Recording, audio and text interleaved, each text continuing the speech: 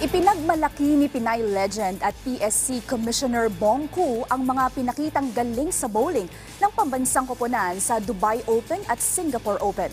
Yan ang ulat ni Bernadette Tinoy.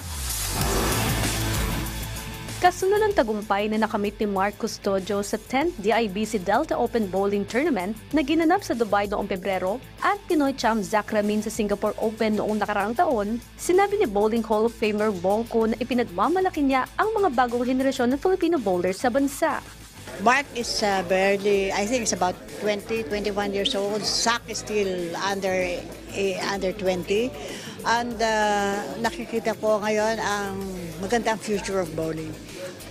Di ba, for a while nawala ang bowling, and then now talagang gumagawa kami ng paraan in terms of training na para lalo nang tumatag at maibalik namin yung mga medalyang nabibigay namin ng panahon namin ni Paeng. Sa loob ng ilang dekada, pinatunay ni Bong Ku na isa siya sa pinakamahusay na bowler sa buong mundo, kasunod na rin ng mahigit sa 100 tournament na naipanalo niya at 37 gintong medalya na naiuwi niya bilang national athlete. Binigyan din niya rin ang tulong na nabibigay ng naturang sport sa bawat bowling aspirants, lalong-lalo na sa mga kabataan.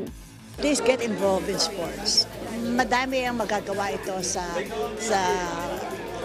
character ninyo. No? It will really help build your character. And masaya. You will get new friends. You will learn, ang sabi ko nga, you get to learn how to accept defeat and be humble in victory. Sa ngayon ay nagsisilbing commissioner si Bong Ku ng Philippine Sports Commission o PSC at sinabing layunin nilang palakasin pa ang sport na bowling sa bansa. Bernadette Tinoy para sa Pambansang TV sa Bagong Pilipinas.